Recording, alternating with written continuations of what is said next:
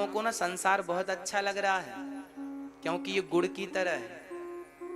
अभी भक्ति की रबड़ी मिली नहीं है, अभी भगवान के भजन का सुख मिला नहीं है। जिस दिन वो परलोक का सुख तुम देख लोगे या चख लोगे जिह्वा से, तो ये संसार का सुख भूल जाओगे। मीरा ने वो सुख चख लिया था तो ये सुख से अच्छा ही नहीं लगा। नरसिंह मेहता ने वो सुख चख लिया था तो उसे ये सुख अच्छा ही नहीं लगा। और हम लोगों को अच्छा इसलिए लगता है क्योंकि हमने अभी तक वो सुख चखा नहीं। इसलिए यहां से भी आगे कुछ है, वहां जाना है, उसकी तैयारी अभी से करो। सत्य बोलने वाला, किसी का दिल ना दुखाने वाला, सदा सत्य के मार्ग पर चलने वाला, सदा निष्कपट व्यक्ति जो कपट त्याग दे, वह भगवान तक पहुंचता है, वही मोक्ष का अधिकारी बनता है।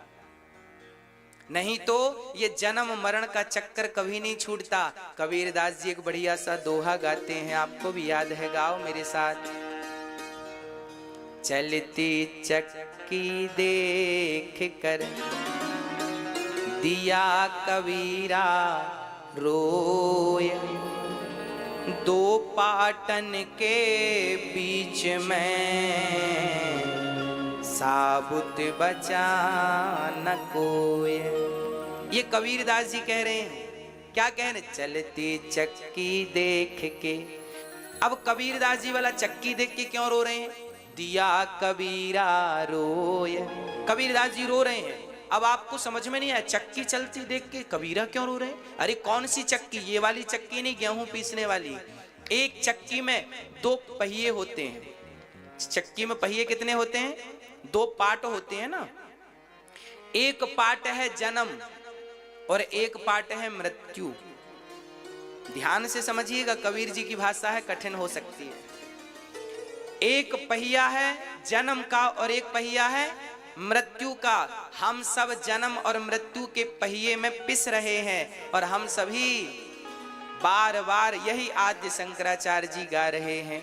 पुनरपि जननम पुनरपि मरणम पुनरपि जननी जठरे शयनम। बार बार जन्म, बार बार मृत्यु, जन्म मृत्यु, जन्म मृत्यु। परेशान हो गए मर मर के हम तो, परेशान हो गए जन्म ले लेके हम तो। बार बार माँ के पेट में जाते हैं, फिर योनि भाग से निकलते हैं, फिर जाते हैं, फिर निकलते हैं। आप लोग परेशान नहीं हुए? कितनी बार आपका और हमारा जन्म हो चुका है। कबीरदास जी कहते हैं जन्म और मृत्यु के चक्कर में सब पिस रहे हैं। कबीर जी बोले मुझे बड़ा दुख है कि कोई बाहर निकलना ही नहीं चाहता, सब पिस रहे हैं, सब पिस रहे हैं। चलती चक्की देख कर दिया कबीरा रोए। तभी किसी ने, कबीरदास जी के शिष्य ने कह दिया, कबीरदास जी के शिष्य ने एक दूसरा दोहा गा दिया। बोले चलती चक्की चलने दे, पिस पिस आटा होए, कीले माही जो रहे सो बालना बाका हो। चक्की में एक कील होती है बीच में। आपने चक्की देखी कि नहीं? चक्की में एक बीच में कील होती है, उसके ऊपर दूसरा पहिया यूं रखा जाता, वो ऐसे ऐसे गोल गोल चलता है। तो जो गेहूं का दाना किनारे होगा वो तो पिस जाएगा, पर जो दाना इस कील के पास घुस गया, समा गया, वो कितनी भी चक्की चलती है पर इसका बाल भी बांका नहीं कर सकती, क्योंकि कील के पास वो दाना है। वो एक कील क्या है? वो एक परमात्मा है। जो एक परमात्मा की शरण ग्रहण कर लेता है वो जन्म मृत्यु के चक्र से बच जाता है। वैसे ही जैसे कील में घुसा हुआ दाना पिसने से बच गया, कील के पास गया हुआ दाना पिसने से बच गया, वह प्राणी जो भगवत शरणागति ग्रहण कर लेता है, भगवान को अपना मान लेता है, वह जन्म और मृत्यु के चक्र से बच जाता है। यदि बचना है तो दोनों हाथ उठाकर बिहारी जी से कहो, नाथ हमारी आप रक्षा करिए, हम आपकी शरण ग्रहण करते हैं, हमारी आप रक्षा कीजिए, तब बचना संभव है। नहीं तो ये जन्म मृत्यु ले डूबेगा, कितनों को ले डूब गया और हमें भी ले डूबेगा। इसलिए आपसे मेरी प्रार्थना है, अपने हाथ से पुण्य करते रहिएगा, अपने हाथ से दान करते रहिएगा। बच्चों के भरोसे न बैठिएगा कि बच्चे करेंगे। आजकल के बच्चे बड़े लापरवाह हो गए हैं। आजकल के बच्चे जिम्मेदारी समझते ही नहीं। और एक बात और बता दूं, इसकी भी गारंटी नहीं है कि तुम्हारे मरने के बाद, हमारे मरने के बाद हमारी राख को गंगा जी नसीब हो जाएंगी।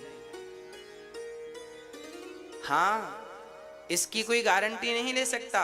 अभी कोरोना काल में जितने लोग मरे हैं, आपने टीवी पर देखा होगा, लोगों की अस्थियां पेड़ों पर लटकी की लटकी रह गई हैं। उस राख को गंगा जी नसीब, हाँ या ना? क्या गंगा जी नसीब हुई? इसलिए कहता हूं, गंगा स्नान कर लो, गौदान कर लो। अन्य क्षेत्र वृंदावन में चलता है, लंगर सेवा होती है, साधु संत खाते हैं, सहयोग उसमें कर लो। अपने हाथ से वही भोजन करा दो। अपने हाथ से किसी एक माँ का सहारा बन जाओ। किसी एक माँ के आंसू पहुंचने के काम आप और आपका पैसा आ जाए। नहीं तो जरूरी नहीं है कि शरीर को गंगा जी मरने के बाद नसीब हो जाए। इसलिए आप अभी से अपने हाथ धर्म की तरफ बढ़ाने शुरू कर दो। प्रिय भक्तों, एक माँ के 2 बेटे थे। उन बेटों के पिताजी गुजर गए। पिताजी गुजर गए तो बच्चों ने उनके अर्थी उठाई, चिता पे आग लगाई। 3 दिन बाद जाके उनकी राख लेकर आए। माँ ने कहा बेटों से, बेटा 40 किलोमीटर दूर गंगा जी हैं, जाओ पिता की अस्थियां विसर्जन कराओ, गंगा जी में डाल दो। बच्चे बड़े नास्तिक थे दोनों। बोले माँ, गंगा जी में क्यों डाल दें पिताजी की अस्थियां? अरे बेटा, गंगा जी में डालने से उनका उद्धार हो जाएगा, जाओ डालो। दोनों बच्चे बड़े लापरवाह थे, भगवान को मानते नहीं थे। माँ ने जिद की, अच्छा कल डालाएंगे, अच्छा परसों डालाएंगे, करते करते 1 हफ्ता खिसका दिया। माँ ने एक दिन कान पकड़ के कहा, जल्दी से अस्थियां लो, पिताजी की डाल के आओ गंगा जी में। ऐसी लापरवाही करते हैं पिताजी के लिए। पिताजी की अस्थियां दोनों बच्चे ले गए, जबकि गंगा जी ज्यादा दूर नहीं, उनके गांव से 40 किलोमीटर दूर थी। बच्चे गए गंगा जी की तरफ, तो वो गंगा जी तक तो ना पहुंचे। गंगा जी तक एक नाला गुजर रहा था, गंगा जी तक एक नाला जा रहा था। उन बच्चों को लगा फालतू में डीजल पेट्रोल कौन फूके, नाला तो जा ही रहा है, तो नाला पिताजी को मिला देगा। तो अस्थियां निकाल करके पिताजी की नाले पर डाल दी। वापस आए। रात को उन बच्चों की मां को उनके पति ने स्वप्न में कहा, देख तुमने और हमने बच्चों को संस्कार नहीं दिए, हमारी अस्थियां इन्होंने नाले में डाल दी, गंगा जी में नहीं डाली। तुरंत मां जागी। तुरंत मां ने जाग कर बच्चों को जगाया, क्यों रे बेटे की, पिता की अस्थियां तुमने गंगा जी में नहीं डाली? बच्चों ने कहा, मां आपको कैसे पता? अरे तेरे पिताजी आए थे सपने में। बच्चों ने कहा, देखो तो पिताजी भी कैसे हैं। 30 किलोमीटर चल करके वापस आ गए मां के पास। 10 किलोमीटर आगे जाके खुद गंगा जी में नहीं मिल सके। सपना देने वापस आ गए मां को, खुद गंगा जी नहीं जा सके। ऐसे बच्चे भी मिल जाएंगे, इसकी कोई गारंटी नहीं है कि नहीं मिलेंगे। इसलिए आप, मेरी प्रार्थना केवल इतनी है कि आप अपनी सदगति बच्चों के भरोसे मत छोड़िएगा। बस आप अपने मरने के बाद जो जो आपको चाहिए दानवीर कर्ण जब मरे थे ना, महाभारत की घटना बोल रहा हूं मेरी माँ, दानवीर कर्ण जब मरे थे तो उनको स्वर्ग में सोने की रोटियां परोसी गई थी, सोने की रोटियां। कर्ण ने कहा हम सोने की रोटियां खाएंगे क्या? इंद्र ने कहा आपने पूरी जिंदगी गोल्ड दान किया है, सोना दान किया, इसलिए सोने की रोटियां। आपने कभी किसी को रोटियां तो खिलाई नहीं, आप केवल स्वर्ण दान करते रहे। कर्ण ने केवल स्वर्ण दान किया है, इन्होंने रोटियां नहीं खिलाई किसी को, भोजन नहीं कराया। अब आपको भोजन यहां कैसे मिलेगा? कर्ण ने कहा फिर क्या करें? बोले अपने बच्चों से कहो कि वो तुम्हारे नाम का भोजन प्रसादी कराएं, भंडारा लंगर चलाएं। तब उनके बच्चों ने उनके लिए भंडारा किया, सारे साधु संतों को झाड़ा, भोजन कराया सबको, और तब कहीं जाकर कर्ण को भोजन की व्यवस्था हुई। जब हम यहाँ किसी को रोटियां खिलाते हैं तो वह रोटियां हमारे लिए परमात्मा सुरक्षित कर देता है हमारी जरूरत पर। इसलिए यही है अपने मरने की व्यवस्था करना। तो आप जो भी पुण्य करते हैं वो आप अपने लिए करते हैं। इसलिए वृंदावन में जो वृद्ध माताएं हैं, इन माताओं के द्वारा जब ये खाती हैं ना तो वो आप तक ही पहुंचना है। वृंदावन में जो गौरी गोपाल अन्न क्षेत्र चलता है, हजारों लोग रोज भोजन करते हैं, वहां जब रोटियां बंटती हैं तो वो आपके ही खाते में वापस आती हैं। इसलिए अपने जीवन में पुण्य से जुड़े रहिएगा और अपने हाथ से सारा पुण्य करिएगा। मरने के बाद बच्चे करेंगे वो प्लस है, नुकसान थोड़ी है। पर आपने अपने जीते जी क्या किया है, ये प्रश्न खड़ा होगा ना कि सबको कुछ बच्चों की भरोसे छोड़ा, बच्चे करेंगे तेरी ही, तुम क्यों नहीं करोगे अपनी कुछ? इसलिए आप खुद अपनी जिम्मेदारी निभाइए।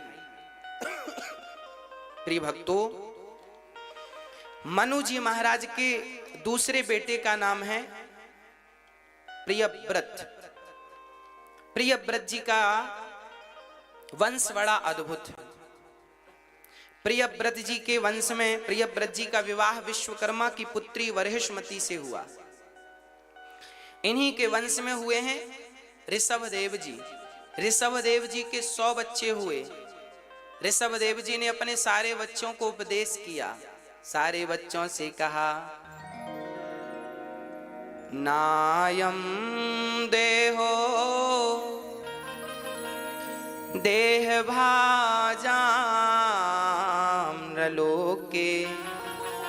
कष्टान कामान नरहते विडभुजाम। ये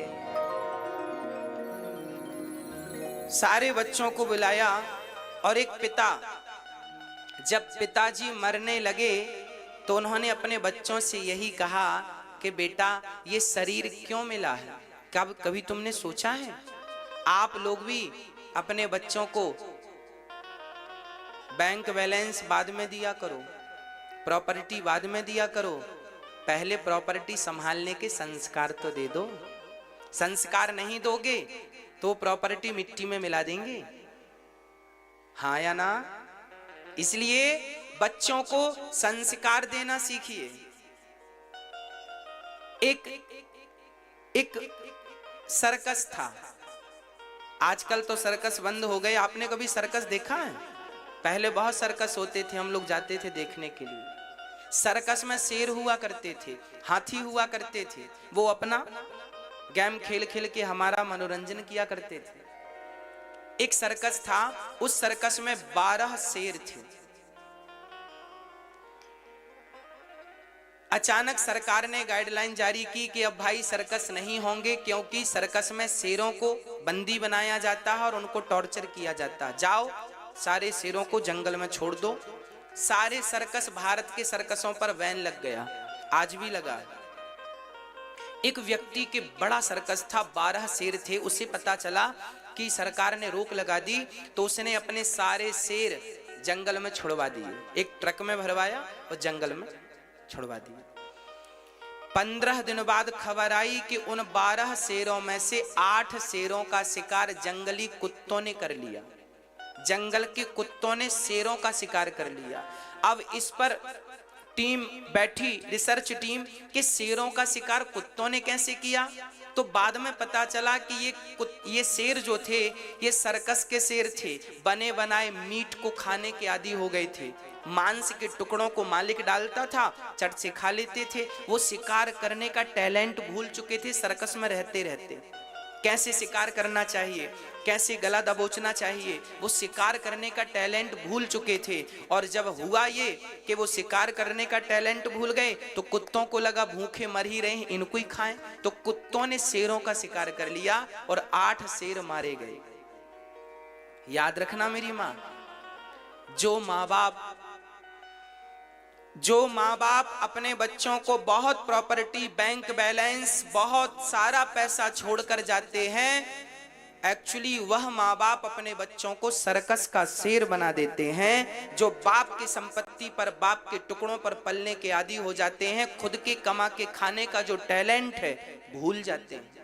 इसलिए बच्चों को स्वावलंबी बनाने के लिए पहले उनके पांव में खड़ा होना सिखाइए। उनकी कमाई से उनको खाने दीजिए, उनकी कमाई से आप भी खाइए। और अपनी कमाई जब देख लीजिए कि बेटा योग्य है, बेटा लायक है, ये मेरी प्रॉपर्टी का सही उपयोग करेगा, तब उसे दीजिए। नहीं तो अपने धन का धर्म कर लीजिएगा, यही तुम्हारी पूंजी बनेगी। नहीं तो वो अधर्म में तो लगा ही देगा, सुरा और सुंदरी में लगा देगा, पी लेगा और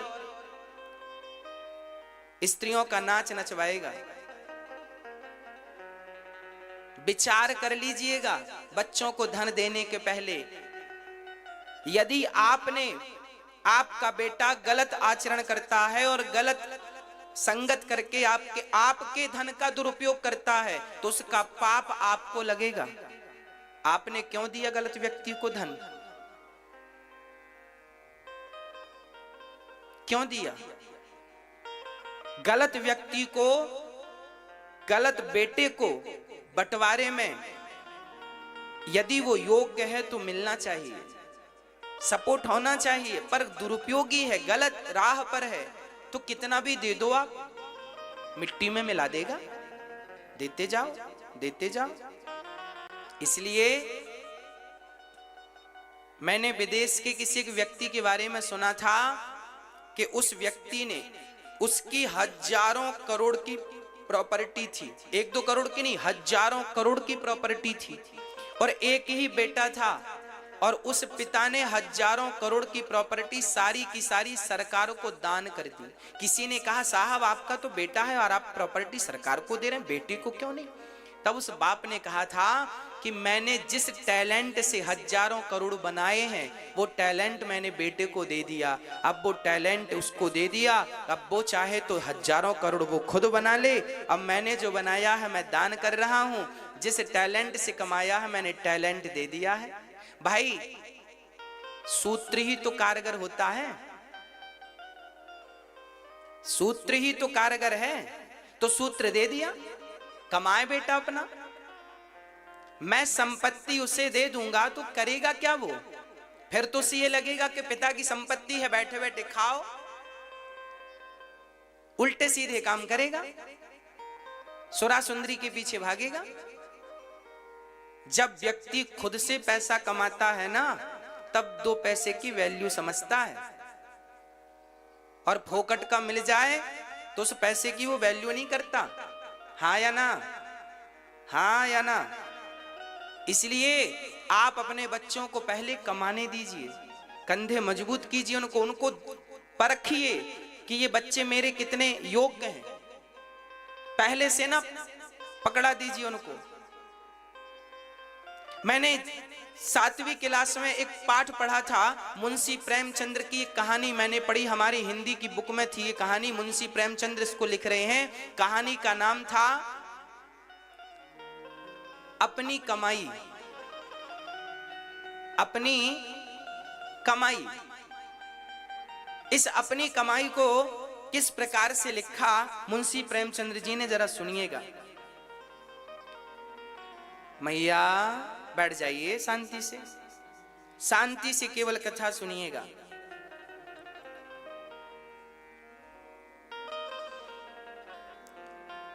7वीं क्लास में हमने जो कहानी पढ़ी थी हमें आज तक याद है, और केवल याद नहीं है, हम इसे फॉलो करते हैं, इसे चरितार्थ करते हैं, इस पर अमल करते हैं। ये कहानी हमारे हृदयों को छू गई। वो कहानी क्या थी सुनिएगा। आपने भी 7वीं क्लास में पढ़ी हो शायद, हमने पढ़ी। अपनी कमाई। एक राजा था, उस राजा का एक बेटा था। राजा बूढ़ा हो गया।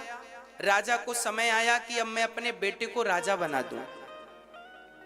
एक राजा अपने पुत्र को राजा बनाने का सोच रहा था, पर राजा बड़ा बुद्धिमान था। राजा ने सोचा कि मैं अपने बेटे को यदि राजा बना दिया तो ये राज सत्ता संभाल पाएगा कि नहीं, पहले इसकी परीक्षा कर लूं।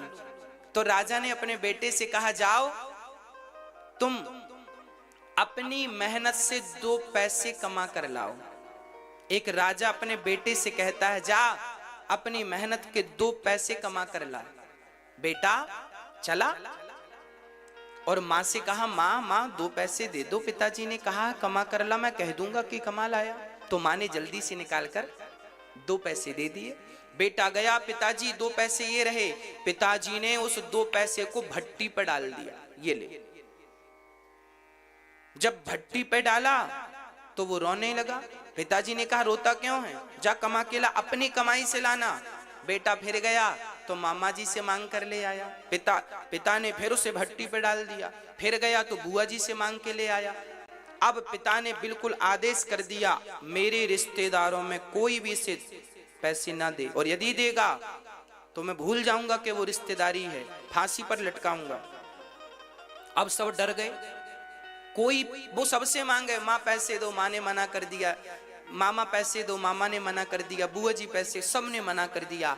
अब वो मजबूर बस चला और नगर में काम मांगा, भैया काम दे दो, काम।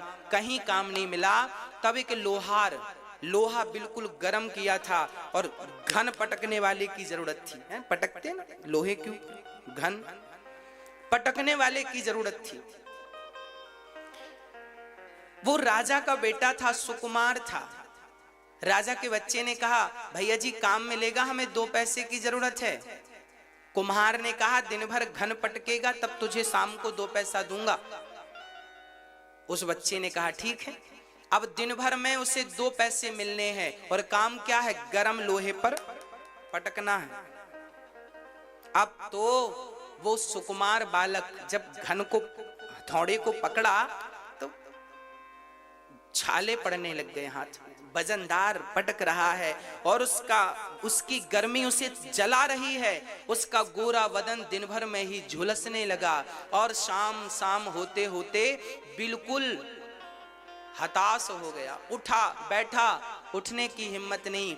आज इतनी मेहनत की दिन भर, तब उसे शाम को जाकर लोहार ने 2 पैसे दिए, ये रही तेरी मेहनत की कमाई। वो 2 पैसे लेकर गया और पिताजी को दिया, पिताजी ये रहे पैसे।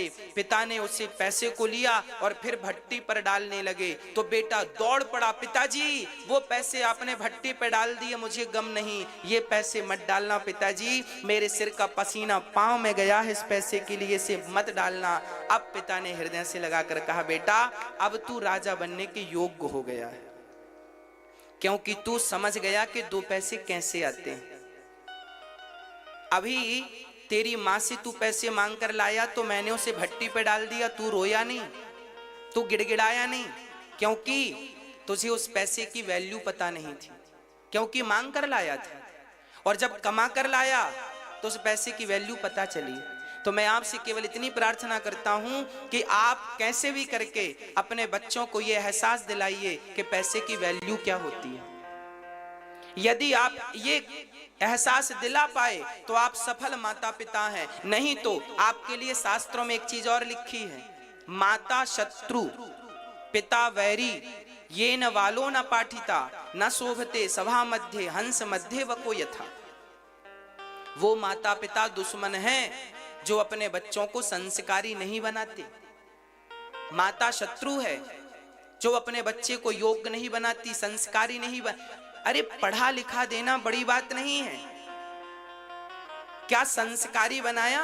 स्कूलों में शिक्षा मिलती है मेरी माँ, स्कूलों में संस्कार नहीं मिलते। याद रखिएगा इस बात को। आजकल जितने भी स्कूल हैं, बड़े से बड़े टॉप से टॉप स्कूल, उनमें शिक्षा तो मिलती है, संस्कार नहीं मिलते। संस्कार तो केवल माँ बाप के स्कूल में ही मिल सकती है। माँ बाप और गुरु ही उसे संस्कारी बना सकते हैं। दुनिया की कोई ताकत नहीं है जो आपके बच्चे को संस्कारी बना सके। 3 लोग बना सकते हैं, या तो माता, पिता या गुरु। ओनली 3 लोग आपके बच्चों में संस्कार का बीज बो सकते हैं। और यदि तीनों नहीं किए तो फिर जिंदगी बेकार है। तो आज आप निर्णय ले लीजिए कि अपने बच्चे को धन देना है कि संस्कार देना है। प्रिय भक्तों,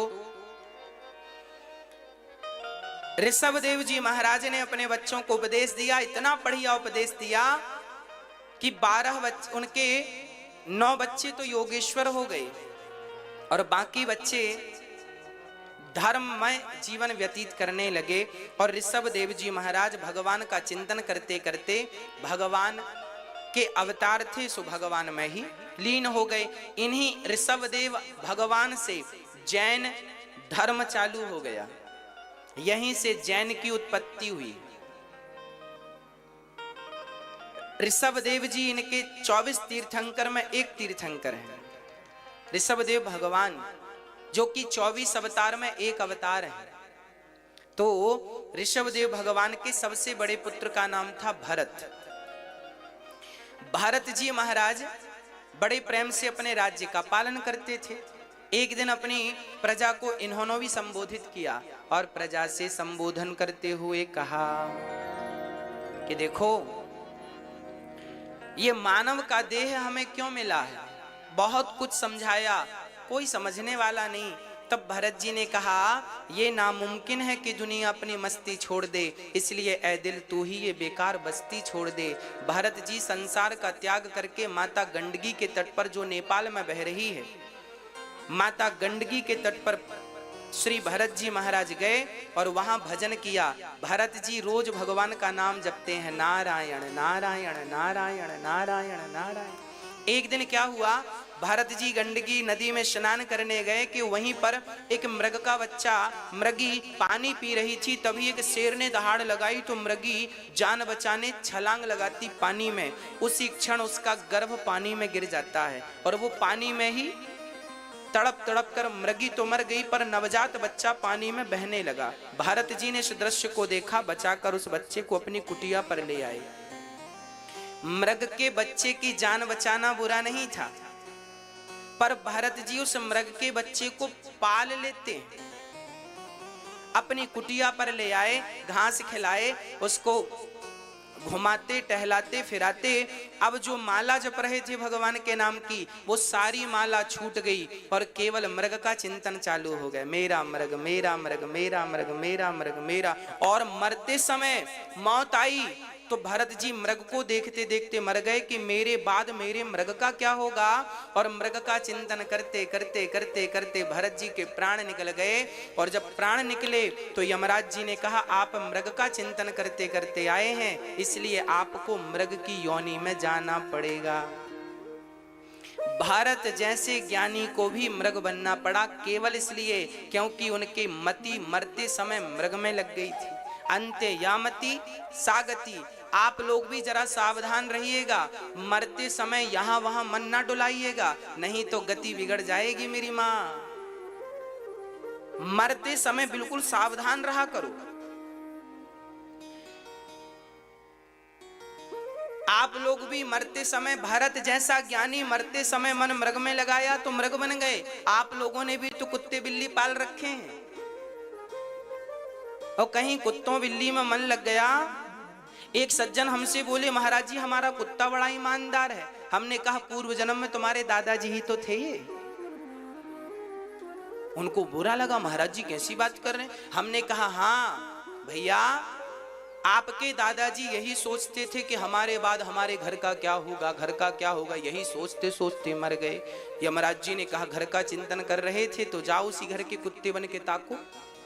तो कुत्ता बन के आ गए। आप लोगों के कुत्ते भी यदि ईमानदार हैं तो वो पराये नहीं हैं, आपके अपने ही हैं। हाँ, अंते यामति सागति।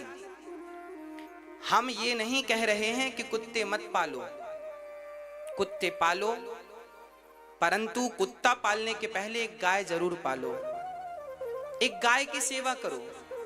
गाय की सेवा शोभनीय है, कुत्तों की सेवा शोभनीय नहीं। कुत्ते द्वार तक ठीक लगते हैं। चप्पल यदि सोने की भी हो तो कोई सोने की चप्पल गले पे लटकाए तो क्या शोभा देगी? अरे चप्पल तो पांव में ही अच्छी लगती है, चप्पल गले में अच्छी नहीं लगती, भले वो सोने की हो। कुत्ता द्वार में ही अच्छा लगता है, घर की रसोई में कुत्ता अच्छा नहीं लगता, घर के बेडरूम में कुत्ता अच्छा नहीं लगता। एक मर्यादा होनी चाहिए। आप पढ़े लिखे लोग हैं, समझदार लोग हैं। यदि चप्पल गले में शोभा देती है तो कुत्ता फिर बेडरूम में शोभा देगा। यदि चप्पल पांव के अतिरिक्त और कहीं शोभा नहीं देती तो फिर कुत्ता भी द्वार के अतिरिक्त कहीं और शोभा दे ही नहीं सकता। गाय आपकी रसोई में जाए शोभा देती है कि गाय के पांव पड़ते हैं तो शुद्ध हो जाती है पृथ्वी। गाय माता है, गाय का मूत्र भी अमृत की तरह है। कैंसर जैसी बीमारियां गौमूत्र से ठीक होती हैं। बड़े बड़े साइंटिस्ट रिसर्च कर रहे हैं गौमूत्र पर। गाय पवित्र है, गाय का दूध हम सब पीते हैं, बिना दूध से कल्याण नहीं है, हम सबका गति नहीं है। गाय मान्य है, मां है वो, पर कुत्ता तो नहीं है। द्वार पर रखिए कुत्ते को। आजकल लोग लिखवा लेते हैं द्वार पर कुत्तों से सावधान। अब बताओ, द्वार पर लिखा है कुत्तों से सावधान, तो बताओ ये घर किसका है? घर किसका है बताओ? देखने से तो यही लगता है कुत्तों का घर है, कुत्तों से सावधान। घर ही कुत्तों का है, लिखा ही कुत्तों से सावधान, यहां रहते ही कुत्ते हैं। लिखा ही उनने खुद लिखा है, हम तो केवल व्याख्या कर रहे हैं। अब देखिए, ये पढ़े लिखे लोग हैं, लिखवा रहे हैं कुत्तों से सावधान। लो, ये पढ़े लिखे, पता नहीं क्या पढ़ लिया। अरे भारत ऐसा नहीं था जैसा लोगों ने बना दिया। भारत कैसा था? विभीषण जब लंका हनुमान जी गए तो हनुमान जी ने लंका में विभीषण की कुटिया देखी, सबसे अलग थी। कैसे अलग थी? लिखा हुआ था उस कुटिया में, राम नाम अंकित ग्रह, शोभा वर्णि न जाय, नव तुलसी का वृंद तहां, देख हरस कबीरा। विभीषण जी की कुटिया में राम लिखा था, राम। तुलसी का बिरवा लगा था, पौधा लगा था, एक तरफ शंख बना था, एक तरफ चक्र बना था। अरे जब घर के द्वार पर चक्र बनेगा और घर के द्वार पर शंख बनेगा तो जहां शंख बनता है वहां सरस्वती की उपस्थिति होती है, और जहां चक्र होता है वहां स्वयं भगवान होते हैं। और चक्र जैसे सबको काट देता है, उसी प्रकार आपके घर में आने वाली हर नेगेटिविटी को चक्र काट देता है। इसलिए लोग घर में चक्र अंकित कराते हैं। आप नया घर बनाएं तो घर के द्वार पर शंख और चक्र जरूर होने चाहिए। ऊपर श्रीमन नारायण का नाम होना चाहिए, ताकि दूर से देखने से लगे ये कोई वैष्णव का घर है। तुलसी सामने हो ताकि देखने से लगे ये कोई वैष्णव का घर है। हनुमान जी ने लंका में विभीषण के घर को देखकर पहचान लिया था कि ये किसी भगत का घर है। घर को देखकर पहचान लिया था। राम नाम लिखा था घर में, और आजकल कुत्तों से सावधान लिखते हैं घर में। इसलिए आप अपना नुकसान ना कीजिएगा मेरी मां। फैशन के चक्कर में अपनी संस्कृति, अपने संस्कार मत भूलिएगा। आप ये याद रखो कि ये भारत है, ये अमेरिका नहीं है, ये भारत है। यहाँ की मिट्टी, यहाँ की मिट्टी गुरु गोविंद साहब जैसे लोगों को प्रकट करने वाली है, महाराणा प्रताप जैसे लोगों को प्रकट करने वाली है, ध्रुव प्रहलाद को प्रकट करने वाली है। यहाँ की मिट्टी स्वयं भगवान राम और कृष्ण को प्रकट करने वाली है। अमेरिका की मिट्टी में इतनी ताकत नहीं है कि वो महाराणा प्रताप प्रकट कर दें। अमेरिका की मिट्टी में इतनी ताकत नहीं है कि वो गुरु गोविंद साहब को प्रकट कर दें। हाँ, इसलिए इस मिट्टी को समझो, ये कोई सामान्य मिट्टी नहीं है। इस मिट्टी की इज्जत किया करो। ये मिट्टी का अपमान ही तो है। आप अपने घर पे राम नाम ना लिखा के कुत्तों से सावधान लिखाएंगे तो ये मिट्टी का ही तो अपमान है। ये संस्कार नहीं होने चाहिए आपके। हाँ, इन बातों पे कोई लिखवाया हो तुरंत उसको कहना भाई ये सब सही नहीं है। अपने घर में श्रीमन नारायण लिखाओ, जय श्रीमन नारायण, जय सीताराम, जय राधे श्याम। शंख बनाओ, चक्र बनाओ, धनुष बनाओ, बाण बनाओ। घर के द्वार पर सुंदर भी लगेगा। क्या सुंदर नहीं लगता शंख चक्र? जगन्नाथपुरी मंदिर जाइए, मंदिर की गुम्मज पर ऊपर चक्र है। वो चक्र कौन सा है? भगवान श्री कृष्ण ने जिस चक्र से महाभारत में सारे लोगों को मारा, अर्जुन का सपोर्ट किया, वही वो चक्र आज भी भगवान कृष्ण गए तो अपना चक्र लेकर नहीं गए। जगन्नाथपुरी के मंदिर के ऊपर वही ओरिजिनल भगवान का चक्र रखा है। वही चक्र है वो। उस चक्र के को काट कर साइंटिस्टों ने ले जाकर रिसर्च की, किस धातु से बना। आज तक किसी को पता नहीं लगा किस धातु से बना।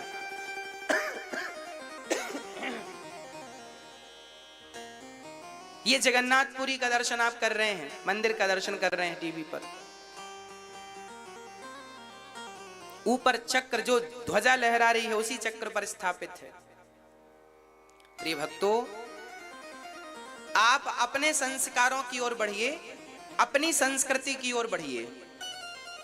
किसी और संस्कार, किसी और संस्कृति को फॉलो करने की जरूरत नहीं। आपकी कम है क्या? हमारे यहाँ कितना, हमारे यहाँ वेद हैं, पुराण हैं, गुरुवाणी है, क्या ये कम पढ़ रहे हैं? पहले इनको तो धारण कर लीजिए, इसके बाद फिर हम आगे कुछ सोचेंगे। इतने से तो हमारा उद्धार हो जाएगा, इतने से तो हमारा कल्याण हो जाएगा। क्या हमारे वेद कम हैं? क्या हमारे पुराण, क्या हमारे राम कम पढ़ रहे हैं, कृष्ण कम पढ़ रहे हैं? अपनी संस्कृति को पहचानिए, अपने संस्कारों को पहचानिए। आज भारत का सबसे बड़ा नुकसान यही है कि आज हम लोग अपनी संस्कृति, अपने कल्चर को भूलते जा रहे हैं, अपने आप को भूलते जा रहे हैं। भरत जैसे ज्ञानी आज मृग बन के आ गए, क्योंकि मरते समय मन लग गया था कहीं और। इसलिए मैं आपसे प्रार्थना करूं, जब आप लोग मरने के समय पहुंचिएगा तो मैं आपको तैयारी बता दूं थोड़ी सी। हाँ? आपको नहीं, अच्छा, भगवान करे आप 100 साल जिए, 100 साल बाद की सही प्लानिंग तो होनी चाहिए। आप लोग घर बनाते हैं तो प्लानिंग करते हैं, और मरेंगे तो बिना प्लानिंग के मर जाएंगे। मरने का मैप हमसे बनवाओ, हम बना के देंगे पूरा मैप, कैसे मरना है आपको। आप घर बनाते हैं, हमारी माताएं किचन बनाती हैं तो बड़ी प्लानिंग से, यहाँ ये, यहाँ ये, यहाँ ये, यहाँ मॉडल किचन, ये किचन, फलानी किचन। हमसे मरने का मैप बनवाओ, कैसे मरना है। हम जीने का भी आपको मैप बना के देंगे, मरने का भी मैप बना के देंगे। जो व्यक्ति मरना जान गया, याद रखना, मरना भी एक उत्सव है। इसलिए हमारे भारत में जब कोई मरता है ना तो ढोल नगाड़े मरने पे भी बजते हैं, हाँ या ना? आगे आगे बाजे बजते जाते हैं ना, डम डम डम डम। अच्छा ये बताओ, मरने पे बाजे क्यों बजते हैं? क्योंकि मृत्यु भी एक उत्सव है। पर आज अज्ञानवश लोगों ने उस उत्सव को रोना बना दिया है, केवल रोने का टाइम बता दिया है। मृत्यु रोने से संबंध नहीं रखती, मृत्यु एक उत्सव है। अरे जीवात्मा से परमात्मा के मिलन का नाम ही तो मृत्यु है। इस मिलन के दिन को ही तो मौत कहते हैं। मरना, इसमें रोना किस बात का? आइए स्पष्ट करते हैं। मरने का मैप सुनिएगा, मरने की प्लानिंग क्या होनी चाहिए। हम आपको मरने की प्लानिंग समझा रहे हैं। कैसे मरना होगा? जब मरने का समय निकट आए तो हमारे बड़े बुजुर्गों ने कहा है, इतना तो करना स्वामी, जब प्राण तन से निकले, गोविंद नाम लेकर मेरे प्राण तन से निकले, इतना तो करना स्वामी। श्री गंगा जी का तट हो, मेरा सांवरा निकट हो, मेरे मुख में तुलसी दल हो, जब प्राण तन से निकले उस वक्त जल्दी आना, नहीं श्याम भूल जाना, मुरली मधुर बजाना, जब प्राण तन से निकले।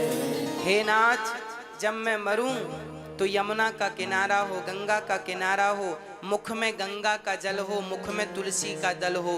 भगवान कृष्ण ने पुराणों में कहा है कि जिसके मुख में तुलसी का दल होता है, तुलसी का पत्ता और गंगा जल होता है, वो कितना भी बड़ा पापी क्यों ना हो, कितना भी बड़ा अभागा क्यों ना हो, यदि गंगा जल उसके मुख में है और तुलसी का दल उसके मुख में है और राम का नाम उसके जिह्वा पर, होठों पर है, तो कितना भी बड़ा पापी हो, मैं उसकी अधोगति नहीं होने दूंगा, मैं उसकी सदगति करूंगा।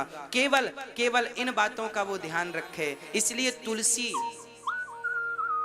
हाँ, जब कोई मरे तो उसे सबसे पहले जमीन पर लिटा दो, गाय का गोबर लीप करके। अब तो गोबर की व्यवस्था नहीं है, घर इतने बढ़िया बन गए हैं कि गाय के गोबर से पत्थर को थोड़ी, इटालियन पत्थर में गाय का गोबर थोड़ी लगाएगा कोई, परंतु पद्धति यही है कि गाय का गोबर से लीप करके सामने वाले को, जैसे कोई दादाजी मर रहे हैं, उनको जमीन पर लिटा दो और बैठ के कीर्तन करो, श्रीमन नारायण नारायण नारायण, श्री कृष्ण गोविंद हरे मुरारी, हे नाथ नारायण वासुदेव।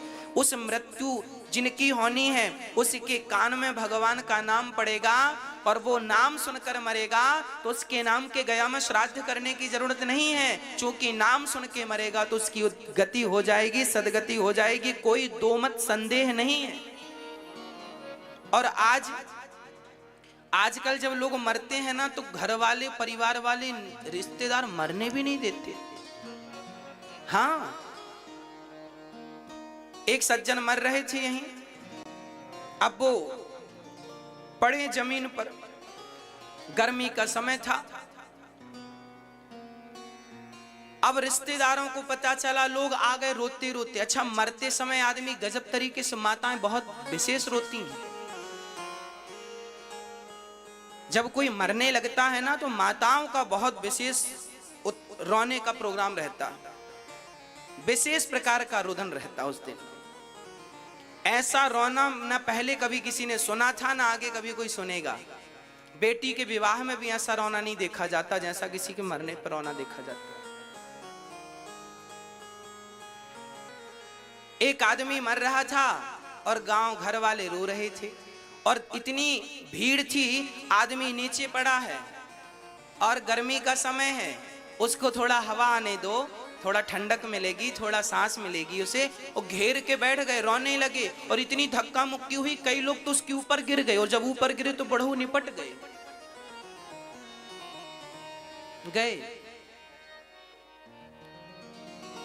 लो, अभी घंटे 2 घंटे और रहते पर गिरने से निपट गए। और ये रोने वाले भी, आदमी मरा नहीं है और रोना चालू। एक सज्जन हिला रहे हैं हाथ पकड़ के, हमें पहचानो पहचानो। जब जिंदा थे तब शकल दिखाई नहीं, मरने लगे तो कह रहे पहचानो। क्या करेंगे तुम्हें पहचान के, मरने दो, जाओ। कोई पांव पकड़ के हिला रहा, भैया पहचानो पहचानो, नहीं पहचान रहा, लगता गया। ये जितने रिश्तेदार आएंगे मरने वाले आदमी को हिलाएंगे जरूर। आप भी जाते होंगे किसी के मरने में तो जरूर हिलाते होंगे, पहचानो पहचानो। और सब यही कहते हैं हमें पहचानो। उनमें से एक भी ये नहीं कहता भैया मर रहे हो अब भगवान को पहचान लो, पर कोई भगवान की याद नहीं दिलाता। सब यही कहते नजर आते हैं हमें पहचानो हमें पहचानो। अरे तुम्हें पहचान करके करेंगे क्या, क्या करेंगे बताओ। और देखो मेरी माँ, यहीं से दुर्गति शुरू होती है। माना कि हम आपको देखते देखते मर गए तो क्या होगा? माना कि आपके दादाजी आपको देखते देखते मर गए तो क्या होगा? अरे भाई, ये दुनिया वालों का कुछ नहीं बिगड़ना। आपको देखते देखते कोई मरेगा तो आप तो 13 दिन बाद उसके नाम के रसगुल्ले खाओगे। बिगड़ना तो उसी का है, आपका क्या बिगड़ना? आप तो रसगुल्ले खा के वापस आ जाओगे, है ना? इसलिए जब व्यक्ति मरने लगे तो बहुत सावधानी की जरूरत है। उसके सामने राम का चित्र रख दो, उसके सामने तुलसी का, उसके मुख में तुलसी दल गंगा जल डाल दो और कीर्तन करते रहो प्रेम से बैठकर, श्री कृष्ण गोविंद हरे मुरारी, हे नाथ नारायण वासुदेव। कीर्तन करो करो, कीर्तन सुनते सुनते, भगवान का नाम सुनते सुनते प्राण निकलेंगे, सदगति हो जाएगी। और जब उसकी सदगति आपके भगवान का नाम लेने से हुई तो उसका पुण्य आपको भी प्राप्त हो जाएगा। और उसके बाद फिर आपको जितना जी करे रो लो, पहले से क्यों रोना? अभी मरा थोड़ी है।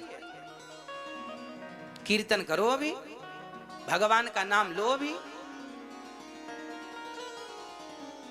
अब जब लोग आज उल्टा करते हैं, आज जब आदमी पूरे ही मर जाता है तब कंधे पर रख के बोलते हैं राम नाम सत्य है। अब ये राम नाम सुनवा किसे रहे हो?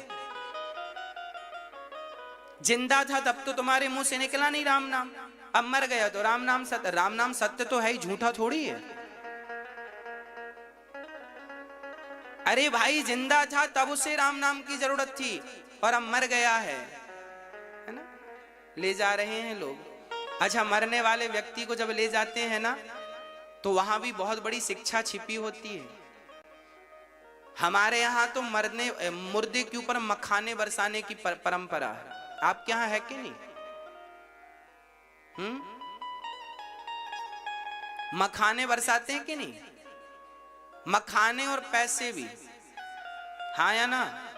हाँ, चलिए, इससे पता चलता है हम भारत में हैं।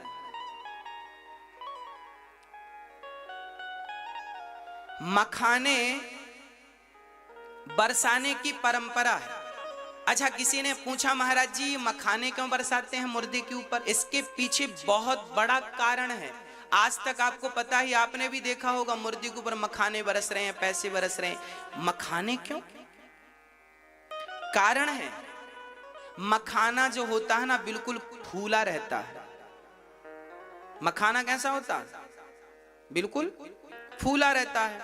और मखाने के ऊपर पांव रख दे कोई तो पिचक जाता है, बूरा बन जाता है कि नहीं? हाँ, मुर्दे के ऊपर मखाने इसलिए बरसाए जाते हैं ताकि दुनिया वालों को मैसेज दे सकें कि भाई देखो, पूरी जिंदगी ये व्यक्ति मखाने की तरह फूला फूला घूम रहा था, देखो आज पिचका हुआ पड़ा है, किसी काम का नहीं है, उठाकर हम लोग ले जा रहे हैं। ये अपने पांव से भी नहीं चल सकता, हम कंधों पर ले जा रहे हैं। इसलिए आप मखाने की तरफ यूं फूले फूले ना घूमना, हाँ, मखाने की तरह नहीं घूमना। अहंकार एटीट्यूड में ना जीना, ये अहंकार का सूचक है मखाना। और पैसे बरसाते हैं, पैसे बरसाने का सबसे बड़ा कारण है कि आदमी पूरी जिंदगी पैसों के लिए भागता है और जब मर जाता है तो उसके ऊपर पैसे इसलिए बरसाए जाते हैं ताकि दुनिया वालों की आंखें खुलें। देखो, जो व्यक्ति पैसों के लिए रिश्ते बिगाड़ता रहा, जो व्यक्ति पैसों के लिए भ्रष्टाचार करता रहा, जो व्यक्ति पैसों के लिए रोता और मरता रहा, जो व्यक्ति पैसों के लिए भागता रहा, आज पैसे उसकी छाती में पड़े हैं लेकिन वो उठाने को तैयार नहीं है। ये दुनिया वालों को संकेत देने के लिए, मैसेज देने के लिए, शिक्षा देने के लिए उसके ऊपर पैसों की बरसात की जाती है। पूरी जिंदगी व्यक्ति पैसों के लिए रोता रहा, रोता रहा, रोता रहा, परंतु कहते हैं ना, पूरी जिंदगी करता रहा धन धन धन धन, ये मेरा धन, ये मेरा धन। कब तक करेगा धन? बोले जब तक ना हो जाए निधन। नी प्लस धन बराबर निधन। अब क्या हुआ? निधन, निधन, निधन, निधन। तो धन धन तब तक चलता है जब तक निधन ना हो जाए। हाँ, इसलिए इस धन से सबसे बढ़िया धन कौन है? बोले राम नाम का धन पायो जी मैंने, राम रतन धन पायो, पायो जी मैंने राम रतन धन पायो। तो राम नाम का धन सबसे बढ़िया है। अब देखो, भरत जी मृग का चिंतन करते करते आए, भरत जी मृग का चिंतन करते करते आए और भरत जी मृग बन के गए। तीसरा जन्म भगवान की कृपा से उन्हें फिर मनुष्य का शरीर प्राप्त हुआ। एक पंडित जी के घर उनका जन्म हुआ। पिताजी ने पढ़ाया लिखाया पर वो कुछ ज्यादा पढ़े लिखे नहीं।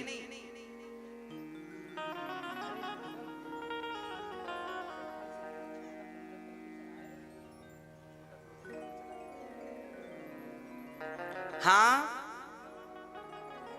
भक्तों, श्री भरत जी आज एक ब्राह्मण के घर जन्म लेते हैं। एक ब्राह्मण के घर जब पहुंचे तो पिताजी ने उन्हें पढ़ाया लिखाया पर वो पढ़ने को तैयार नहीं। हाँ, वो पढ़ने को तैयार नहीं। अच्छा, भरत जी को ज्ञान सब था पर वो पढ़े नहीं, क्योंकि वो जानते थे कि ज्यादा पढ़ लेंगे तो माया मोह में उलझ जाएंगे, संसार में उलझ जाएंगे। इसलिए वो ज्यादा पढ़े नहीं थे तो ज्ञानी। आज उनके भाइयों ने घर से निकाल दिया। उनके पिताजी जब मरे तो भरत जी को घर से निकाल दिया, त्याग दिया। भाई भौजाइयों ने कह दिया घर से जाओ, और भरत जी जंगल में गए। एक व्यक्ति ने उनकी बलि चढ़ानी चाहिए पर भद्रकाली ने प्रकट होकर के भरत जी की रक्षा की। आज भरत जी एक पेड़ की छांव में बैठे थे, तभी वहां से के राजा रहुगण निकला और भरत जी को अपना कहार बनाकर पालकी पर लगा लिया।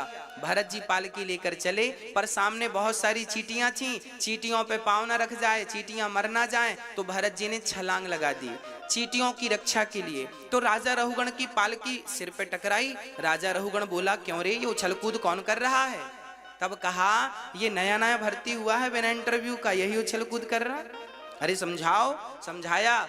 भरत जी फिर चींटियों को देखकर छलांग लगाते हैं। अब की बार पालकी ऐसी टकराई कि राजा रहुगण आग बबूला हो गया। मूर्ख कौन है ये, आज छोड़ूंगा नहीं,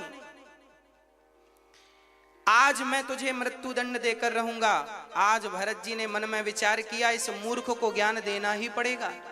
आज भरत जी ने राजा रहुगण को ज्ञान देते हुए कहा, त्वयोदितं व्यक्तिमविप्रलब्धं भर्तुः समे स्यात् तद्वीरभारः गन्तुर्यदि स्यादधिगं मध्वा पीबेति रासौ न विदां प्रवादः। आज भरत जी जैसे संत आज रहुगण की पालकी कंधे पे लेकर चल रहे हैं। मैया जी जरा सुनिएगा, भैया जी सुनिएगा। आज भरत जी जैसे संत को रहुगण बोलता है कि मैं तुम्हें मृत्यु दंड दूंगा। तब आज भरत जी ने पहली बार अपनी वाणी खोली और भरत जी ने राजा रहुगण से कहा, आप ये बताओ, आप मारोगे किसे? आप कहते हैं मैं तुम्हें मार डालूंगा। अच्छा बताओ, मरता कौन है? शरीर मरता है या फिर आत्मा मरती है? कौन मरता है? हाँ, शरीर मरता है या फिर आत्मा? मृत्यु किसकी होती है? शरीर मरता है, आत्मा कभी नहीं मरती। शरीर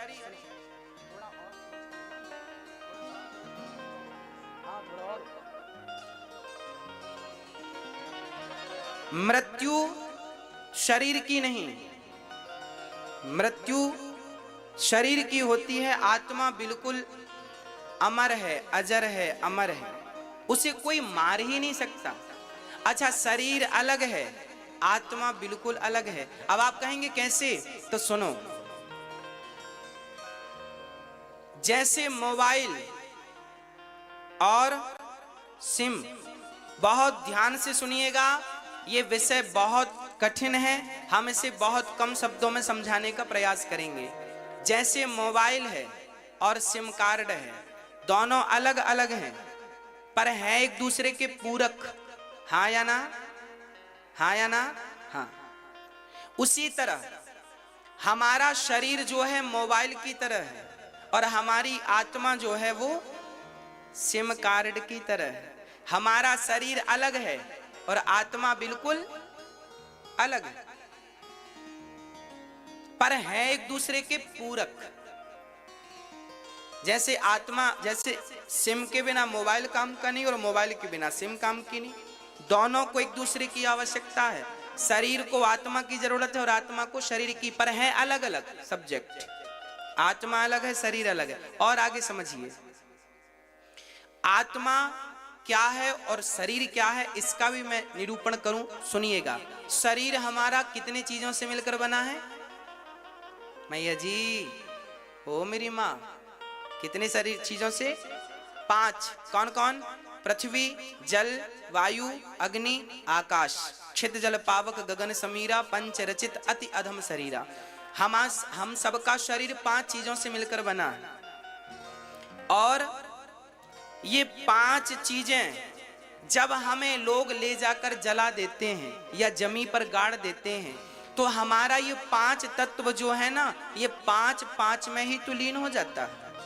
जब शरीर जलता है तो अग्नि तत्व में मिल जाता है, जल तत्व में, वायु तत्व वायु में, आकाश तत्व आकाश में, पृथ्वी तत्व पृथ्वी में। शरीर 5 से मिलकर बना और 5 में जाकर के वो मिल गया।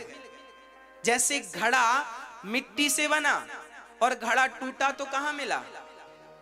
घड़ा मिट्टी से बना और घड़ा टूटा तो कहां मिला? मिट्टी में। जैसे मिट्टी से बना हुआ घड़ा मिट्टी में मिल गया, उसी प्रकार शरीर 5 तत्वों से बना, अंत में जाकर ये 5 में मिल गए। ये तो रही शरीर की कहानी, शरीर की जीवन लीला इतनी सी है। 5 से बनता है, 5 में जाकर विलीन हो जाता है। अब बची आत्मा, तो आत्मा जाती है परमात्मा के पास। अब प्रश्न ये खड़ा हुआ कि आपने जो पाप किया है, जो पुण्य किया है, उस पाप और पुण्य का भोक्ता कौन है? फिर हमने जो पाप किया है, पुण्य किया है, वो कौन भोगेगा? कौन भोगता है? स्वर्ग और नरक कौन जाता है? कर्मों का फल कौन भोगता है? आत्मा नहीं भोगती। आत्मा तो अजर है, अमर है। नैनम छिंदंती शस्त्राणी। आत्मा तो हर चीज से परे है। आत्मा तो एक प्रकार, अच्छा चलो मैं आत्मा का भी परिचय करा दूं, तब ये प्रश्न आपका खत्म हो जाएगा। आत्मा क्या है? आत्मा, ये देखिए जो लाइट है ना, लाइट का जो प्रकाश है, ये देखो प्रकाश, इस मंच में जितना प्रकाश है, इस प्रकाश को क्या हम तलवार से काट सकते हैं? क्या आग से जला सकते हैं? जैसे ये मंच का प्रकाश, आपके कमरे में बिजली बल्ब जल रहा है, बल्ब के प्रकाश से पूरा कमरा प्रकाशित है। उस प्रकाश को क्या आप आग से जला सकते हैं? क्या अग्नि से क्या तलवार से काट सकते हैं? क्या जल से गीला कर सकते हैं? अरे प्रकाश को गीला नहीं, आग नहीं, कुछ भी नहीं बिगड़ सकता। उसी प्रकार परमात्मा का ही एक प्रकाश आत्मा है जो हम सबके भीतर काम कर रही है। वह एनर्जी है, वह पावर है। साइंस एनर्जी कहता है आत्मा को, आध्यात्म से आत्मा कहता है, साइंस एनर्जी कहता है। शरीर में वो एनर्जी है परमात्मा की भेजी हुई, उसे आत्मा कहते हैं। आत्मा, अच्छा ये बताओ, ये बिजली जो है ये ठंडी होती है कि गर्म होती है? बोलो, हाँ क्या होती है? मेरी माँ, बिजली ठंडी होती है कि गर्म?